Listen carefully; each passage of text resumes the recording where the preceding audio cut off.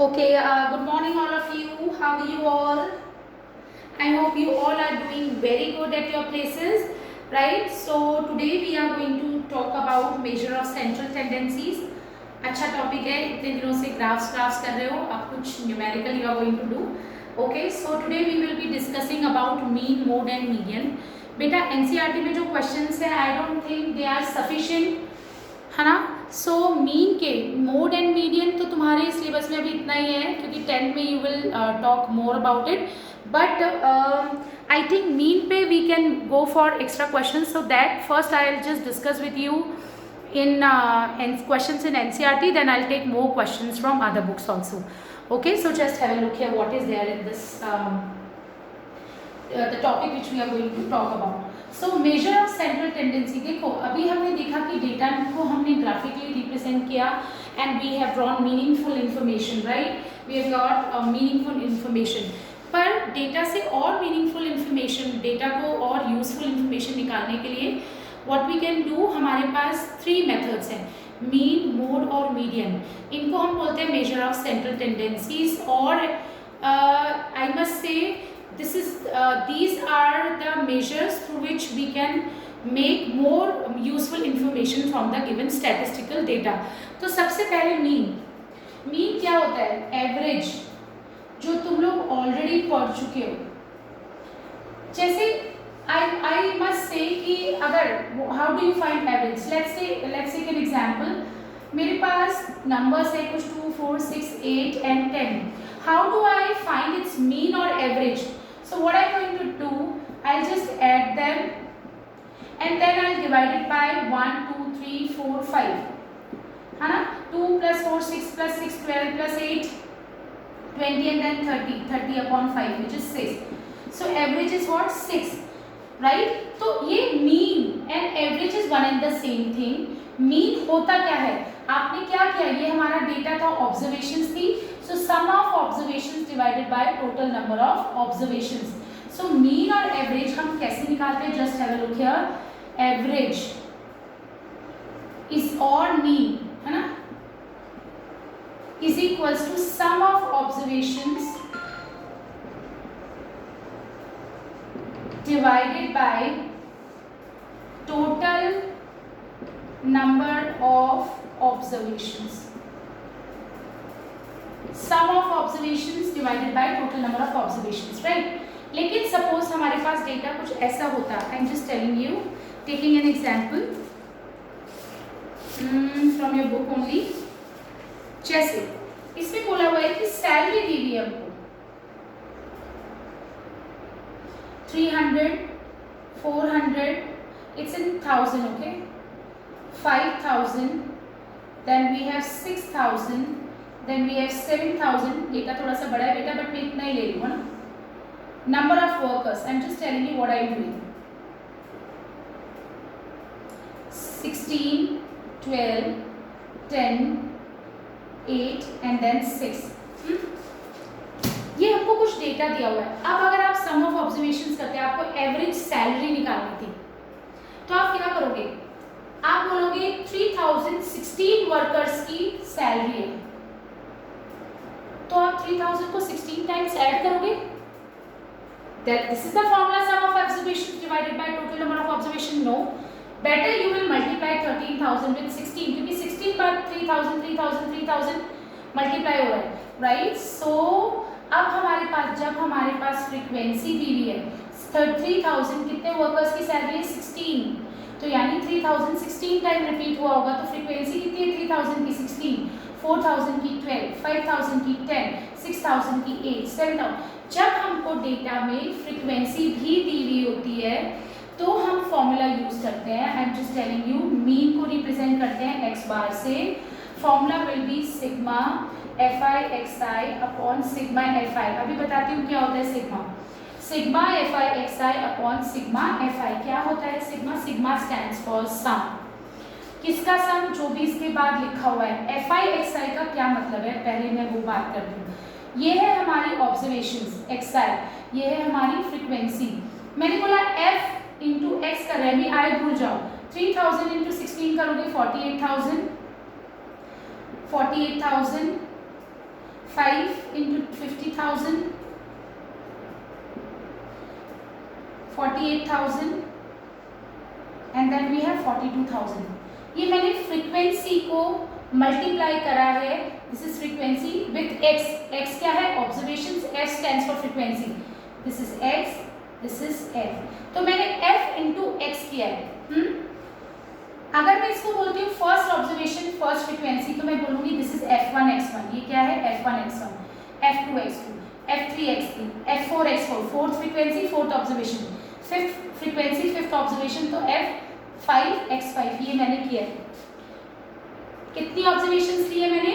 Just look at first observation, second, third, fourth, fifth, 5 observations हैं. उन observations को मैंने उसके फ्रीक्वेंसी से मल्टीप्लाई किया है, तो मुझे मिला है fi xi. क्या मिला है मुझे? fi xi. f into x is fi xi. Frequency multiplied with the observation is fi xi. अब हमारे फॉर्मूला में है sigma. Sigma stands for summation और सम. सिग्मा किसका सम करना है हमको?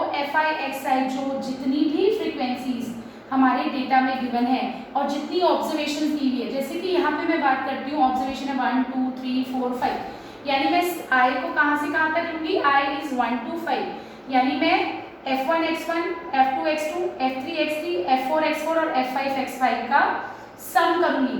सो I need to add this to get sigma fi xi. Sum करना है जो भी हमें इसके आगे लिखा हुआ है. ये जो साइन होता है दिस स्टैंड्स फॉर समेशन. किसका समेशन? यहाँ पे क्या लिखा हुआ है? fi xi, यानी जो हमने f into x किया है, जितनी भी वैल्यूज उनका सबका सम करना है. So you will get what? 8 plus 2 10, 18 and 8 26. 2 plus 4 6, 4 10, 15 19 and 4 23. So this is sigma fi xi will be, this is sigma fi xi will be 23 this.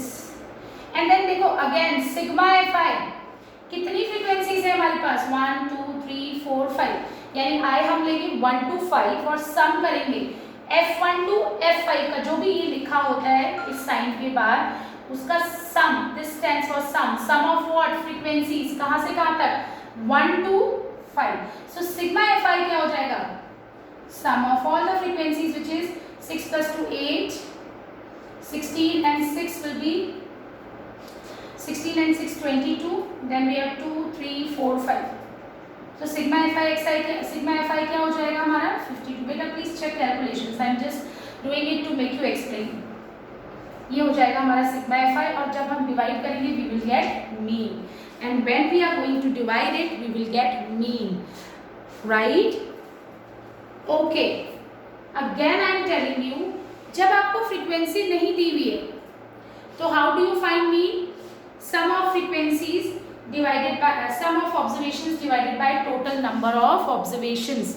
लेकिन अगर आपको ऑब्जर्वेशंस की फ्रीक्वेंसी भी दी हुई है, आपने क्या ऑब्जर्व किया है? आपने सैलरी ऑब्जर्व की है. किसी की 3000 थी, किसी की 4000, किसी कितने लोगों की सैलरी 3000 थी? 16000. आपने डेटा कलेक्ट किया, 3000 आपको 16 टाइम्स मिला, यानी 16 वर्कर्स की सैलरी 3000 थी.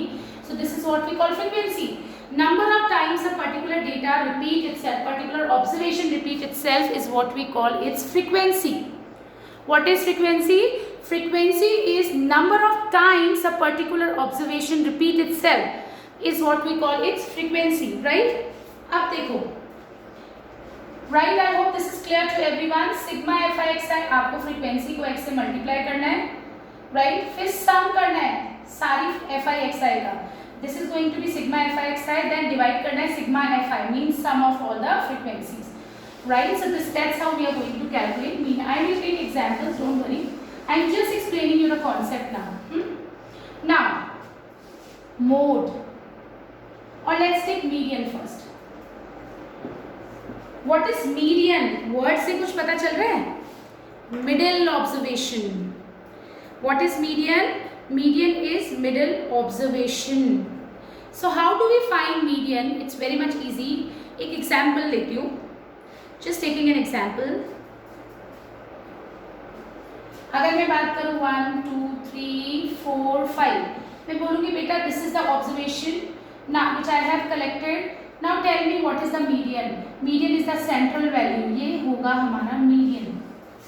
लेकिन अगर मैं इस डेटा को ऐसे कर दूं 1 2 3 4 5 6, मिडिल वैल्यू आप या तो 4 ले सकते हो या 3. क्या लोगे? नहीं ले सकते, ना तो 3 ले सकते हो क्योंकि ये एग्जैक्टली सेंटर में नहीं है, क्योंकि इस तरफ 3 वैल्यूज है, इस तरफ 2 वैल्यूज है. So this is not the middle value. अगर मैं बात करूं लेट्स से 4 की, 4 भी नहीं ले सकती क्योंकि इस तरफ 3 वैल्यूज है, इस तरफ 2 वैल्यूज है. So I can not take 4 as my central value.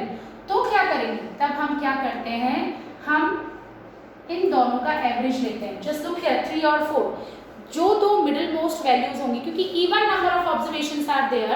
अगर even number of observations are there तो क्या होता है, तो हमारी मिडिल जो सेंट्रल वैल्यूज होंगी वो 2 होंगी, उनका एवरेज हम मीडियन लेते हैं. तो देखो इस केस में मीडियन हो जाएगा 3 और इस केस में मीडियन हो जाएगा इनका एवरेज. कैसे निकालोगे? 2 वैल्यूज है, 3 + 4 divided by 2 which is 7/2 which is 3.5. so median will be 3.5.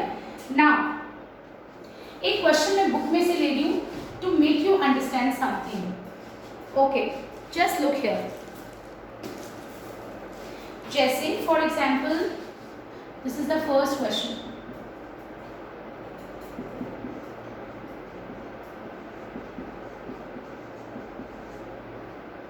you need to find median. suppose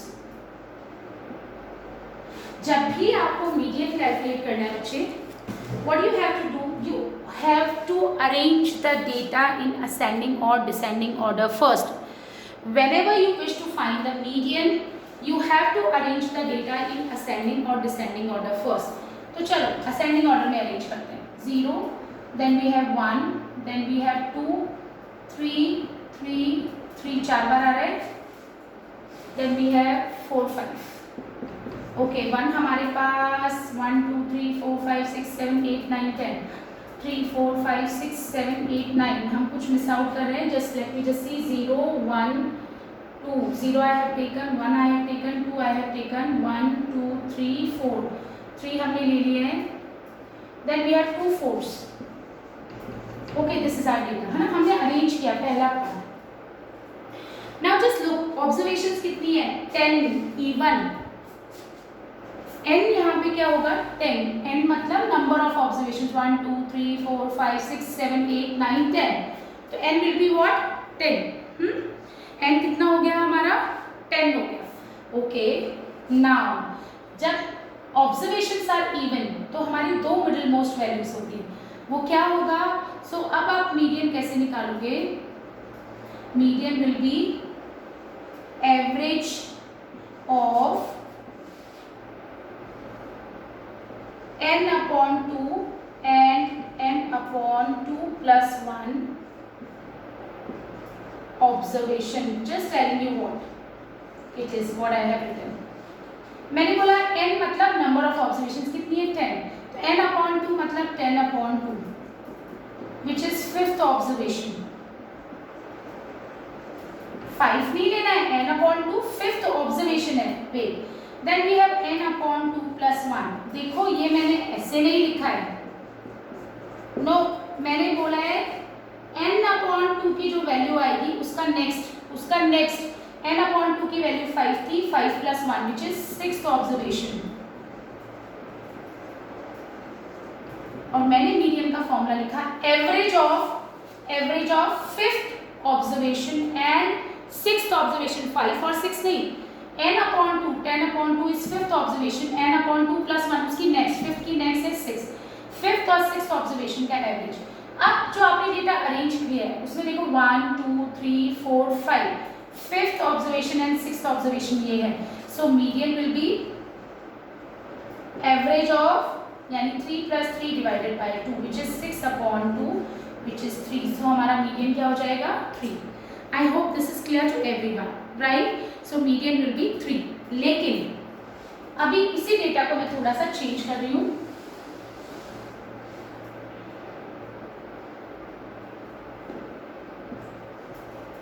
let's say हमारे पास ये वाला डेटा है 2 3 4 1 2 3 4 5 6 7 8 9. ये डेटा है हमारे पास, ठीक है. ये वाला डेटा। अब हमने डेटा को अगेन अरेंज किया। Now n will be what, number of observations कितनी है, 1 2 3 4 5 6 7 8 9, n 9 है विच इज ऑड, यानी सिर्फ एक मिडिल मोस्ट वैल्यू होगी, that is going to be our median, उसमें एवरेज लेने की जरूरत नहीं पड़ेगी। So median will be n+1 upon 2th observation.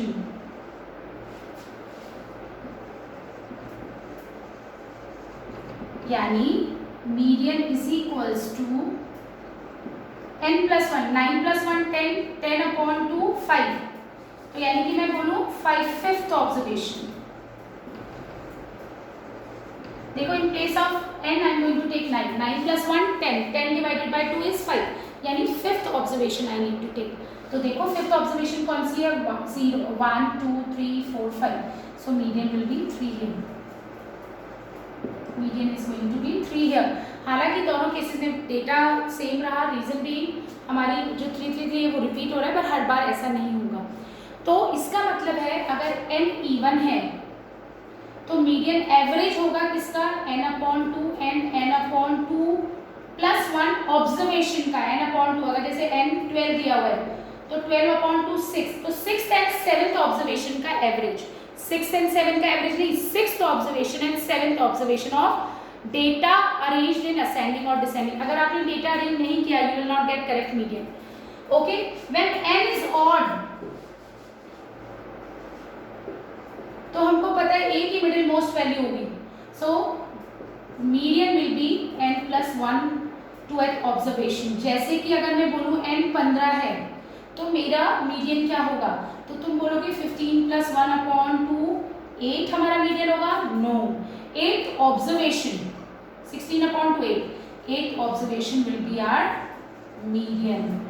Okay, now next topic, mode.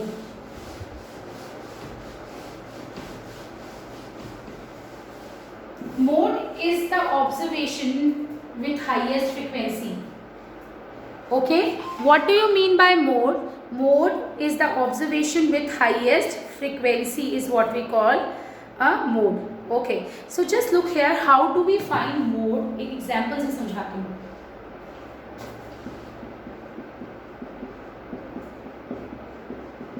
मेरे पास कुछ observations हैं, 2 की फ्रीक्वेंसी कितनी होगी, 1 2 3 4, जितनी बार कोई चीज रिपीट होती है मेरी ऑब्जर्वेशंस है, ये मेरी फ्रीक्वेंसी है। 3 कितनी बार रिपीट हुआ, 1 बार, तो उसकी फ्रीक्वेंसी 1 होगी। Number of times a particular observation repeat itself is what we call its frequency. फिर 1 की बात करें, कितनी बार रिपीट हुआ, 1 बार। बेटा मैंने अरेंज नहीं किया असेंडिंग डिसेंडिंग ऑर्डर में, I just wanted to explain you the concept, that's why 5 1 and 7 1। ये हमारी ऑब्जर्वेशन है, ये हमारी फ्रीक्वेंसी है। सबसे ज्यादा बार क्या चीज रिपीट हुई, 2, जिसकी फ्रीक्वेंसी सबसे ज्यादा है। किसकी फ्रीक्वेंसी सबसे ज्यादा है, 4 फ्रीक्वेंसी सबसे ज्यादा है, वो किसकी फ्रीक्वेंसी है, 2 की, तो आवर मोड विल बी 2। जो सबसे ज्यादा बार रिपीट होता है, जिसकी फ्रीक्वेंसी हाईएस्ट होती है, that observation is our mode. Don't get confuse कि मैम 4 फ्रीक्वेंसी हाईएस्ट है तो 4 मोड हो जाएगा, नहीं, मोड हमारी ऑब्जर्वेशंस। मैंने बोला डेटा से हम यूजफुल इंफॉर्मेशन निकालते हैं, है ना, तो डेटा की values we are going to take as mean mode median. तो मोड हमारा क्या होगा, mode will be the observation with highest frequency.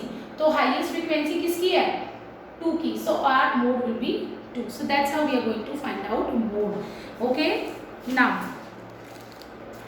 देखो, जैसे इफ आई टॉक अबाउट हमारा एक्सरसाइज 14.4 का क्वेश्चन नंबर 5 देखो, ऑल्दो मोड निकालने के लिए 4th क्वेश्चन भी पूछा है, बट मैं तुमसे 5th question I am just asking. 5th में अगर मैं मोड की बात करूं तो क्या होगा, देखो हाईएस्ट फ्रीक्वेंसी कितनी है, 16, तो 16 मोड नहीं होगा, मोड विल बी 3000, यानी salary with highest frequency will be the mode. तो मोड क्या हो जाएगा हमारा, 3000। Okay, now everybody, it's a humble request, kindly try exercise 14.4 by your own. It's easy, अगर डाउट आते तो I just discuss with you, don't worry, but I am going to discuss, extra questions of this chapter in our next video, all right, because I don't think this is sufficient, right? Okay, so that's it for now. Thank you so much.